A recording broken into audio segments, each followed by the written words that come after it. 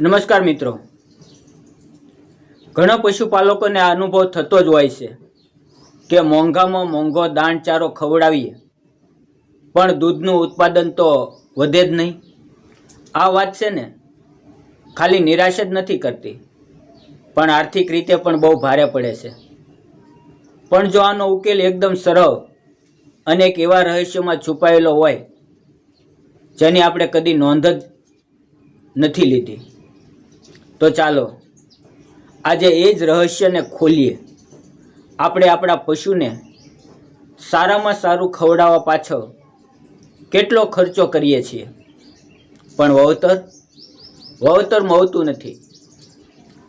અને આ જે આર્થિક બોજ છે એ નાના પશુપાલકો માટે તો ખાસ બહુ મોટો છે. પણ અહીંયા એક વાત સમજવા જેવી છે. આમાં વાંક પશુઓનો નથી, વાંક છે આપણી સમજમાં રહેલી એક નાનકડી ભૂલનો. હવે આ જુઓ, આ કોઈ કાલ્પનિક વાત નથી, આ એકદમ સાચી હકીકત છે. અમારા જ ગામની એક બહેનની વાત છે. એમની ભેંસ માંડ 2 કે 3 લીટર દૂધ આપતી હતી, પણ આજે એ જ ભેંસ રોજના 12 થી 14 લીટર દૂધ આપે છે, અને એ પણ 9 ફેટ સાથે. કઈ રીતે? બસ એ જ વૈજ્ઞાનિક ફોર્મ્યુલાથી, જેની વાત આપણે આજે આ વિડીયોમાં કરવાના છીએ. આ જે રહસ્ય છે, આખી વાતનો સાર અહીંયા છે. આપણે આપણું ધ્યાન થોડું બદલવાની જરૂર છે. જો 99% લોકો શું વિચારે છે કે પશુને શું ખવડાવવું, પણ અસલી મુદ્દો એ નથી. અસલી મુદ્દો એ છે કે જે ખવડાવી એમાંથી પશુનું શરીર કેટલું પચાવી શકે છે. દૂધ વધારાનું રહસ્ય ખવડાવવામાં નથી, પણ પચાવવામાં છે. પોષક તત્વોનું શોષણ, બસ એ જ મુખ્ય વાત છે. અને આ આંકડો જુઓ, આ વાત એકદમ સ્પષ્ટ કરી દે છે. વૈજ્ઞાનિક શું કહે છે કે દૂધ સીધું પેટમાં નથી બનતું, એ તો લોહીમાંથી બને છે. અને તમને જાણીને નવાઈ લાગશે કે ફક્ત 1 લીટર દૂધ બનાવવા માટે પશુના આવમાંથી લગભગ 400 થી 500 લીટર લોહી પસાર થતું રહે છે. હવે ખાલી કલ્પના કરો, જો એ લોહીમાં જ પૂરતા પોષક તત્વ ન હોય તો દૂધ બનશે ક્યાંથી? એટલા માટે જ પોષક તત્વોનું શોષણ સૌથી વધારે જરૂરી છે. તો આજ છે આખો ફેર. જૂની વિચારસરણી શું હતી? બસ પશુનું પેટ ભરો. પણ આ જે નવી પદ્ધતિ છે એ શું કરે છે? એ પેટ ભરવા પર નહીં, પણ લોહીનું પોષણ કરવા પર ધ્યાન કેન્દ્રિત કરે છે. એ પશુના પેટમાં રહેલા ફાયદાકારક જીવાણુઓને મજબૂત બનાવે છે, જેથી ખોરાકમાંથી મળતા પોષક તત્વો સીધા લોહીમાં ભળી શકે. તો ચાલો હવે એ ગુપ્ત ફોર્મ્યુલાની વાત કરીએ, જેની બધા રાહ જોઈ રહ્યા છે. અને ગભરાવાની જરૂર નથી. આ કોઈ મોંઘા કેમિકલ કે દવાઓ નથી. આ તો આપણા આયુર્વેદ અને આજના વિજ્ઞાનનું એક જબરદસ્ત મિશ્રણ છે. અને સૌથી સારી વાત, આ ચારેય વસ્તુઓ આપણા રસોડામાં જ મળી જશે. ચાલો આ ચારેય વસ્તુઓ શું કામ કરે છે એ સમજી લઈએ. તો પહેલો આવશે ઘઉંનો જાડો લોટ, જે દૂધ બનાવવા માટે તરત જ શક્તિ આપે છે. બીજું છે દેશી ગોળ. આ તો જાદુ છે. એ પેટમાં સારા બેક્ટેરિયાની સંખ્યા લાખો ગણી વધારી દે છે. અને ત્રીજું મેથીના દાણા, જે સીધા દૂધની ગ્રંથિઓ પર અસર કરે છે. અને ચોથું સરસવનું તેલ, જે દૂધમાં ફેટનું પ્રમાણ એકદમ વધારી દે છે. જોયું? દરેક વસ્તુ પાછળ એક ચોક્કસ વિજ્ઞાન છે. પણ આ વસ્તુઓ ભેગી કરવી એટલું જ પૂરતું નથી. અસલી રહસ્ય તો એને બનાવવાની રીતમાં છે. જુઓ, લોટ અને મેથીને બરાબર બાફી લેવાના, એ તો બરાબર, પણ સૌથી મહત્વની વાત હવે આવે છે. ગોળ અને તેલને ક્યારેય પણ ઉકાળવાના નથી.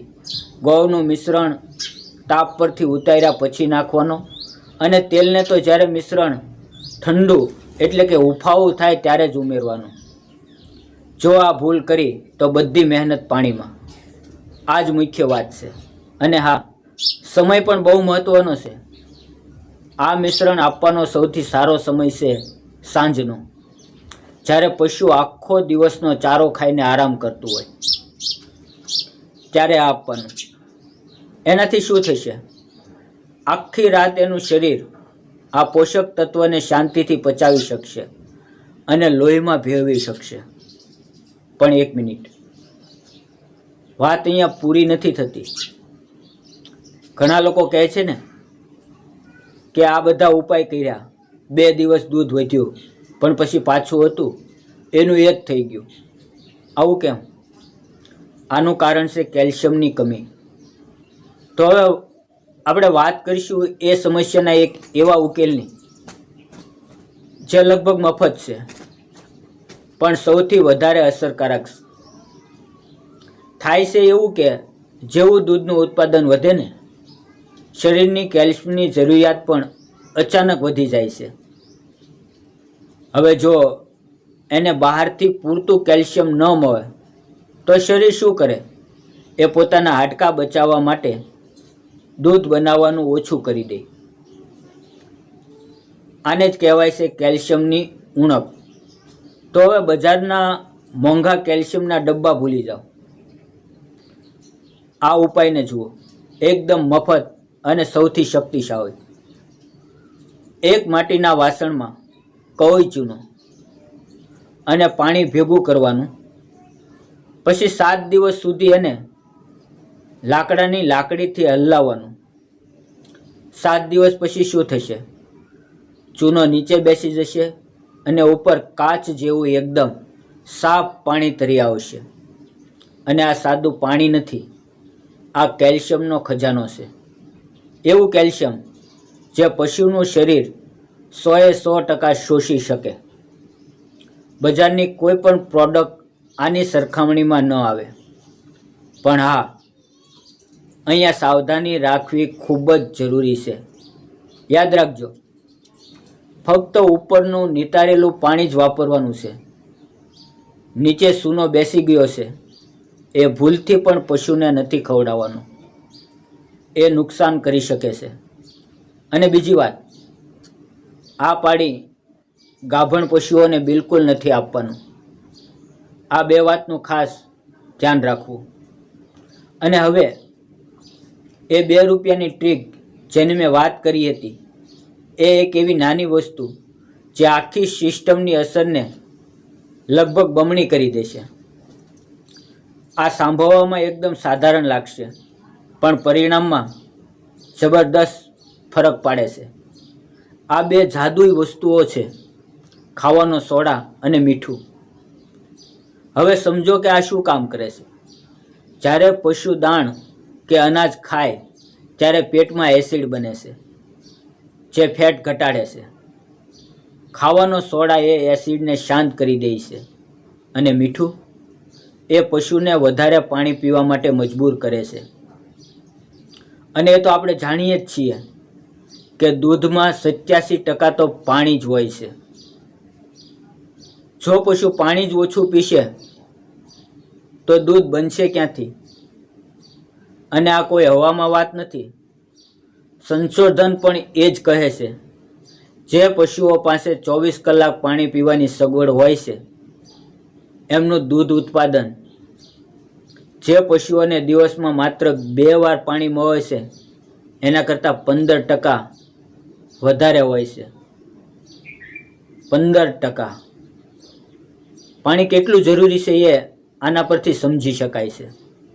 તો અત્યાર સુધી આપણે જે કંઈ પણ જાણ્યું, ચાલો એ બધી વાતને ભેગી કરીને એક આખી સિસ્ટમ બનાવીએ. એક એવી યોજના જેને દરરોજ અને દર અઠવાડિયે સરળતાથી અપનાવી શકાય. તો આ છે આખી કાર્ય યોજના. દરરોજ સાંજે પહેલાં 4 વસ્તુઓ વાળો ફોર્મ્યુલા આપવાનો. દરરોજ પીવાના પાણીમાં ચૂનાનું નિતારેલું પાણી અને થોડું મીઠું ઉમેરવાનું. અઠવાડિયામાં 2 કે 3 વાર પશુના ખોરાકમાં ખાવાનો સોડા ઉમેરવાનો. અને સૌથી અગત્યનું, પશુ માટે 24 કલાક સ્વચ્છ પાણી હાજર રાખવાનું. બસ આટલું કરવાથી શ્રેષ્ઠ પરિણામ મળવાની ખાતરી છે. મિત્રો, આખી વાત શું બતાવે છે? એ બતાવે છે કે આપણા પરંપરાગત જ્ઞાનમાં કેટલી તાકાત છે, ખાસ કરીને જ્યારે એને આજના સરળ વિજ્ઞાન સાથે જોડવામાં આવે. આ આપણને વિચારવા પર મજબૂર કરે છે કે આવા બીજા કેટલાય સરળ દેશી નુસ્ખાઓ હશે જે આધુનિક ખેતીમાં ક્રાંતિ લાવી શકે છે. ખરું ને? આના પર જરૂર વિચારવા જેવું છે. મિત્રો, આની સિવાયના બીજા પણ તમારે વિડીયો જોવા હોય તો આપણા પ્લે બોક્સની અંદર જાઓ. ત્યાં ઘણા બધા માહિતીસભર વિડીયો મૂકેલા છે, તેને જુઓ. ફરી મળશું એક નવા વિડીયો સાથે. ત્યાં સુધી આવજો. વિડીયો પૂરો જોવા બદલ ધન્યવાદ મિત્રો.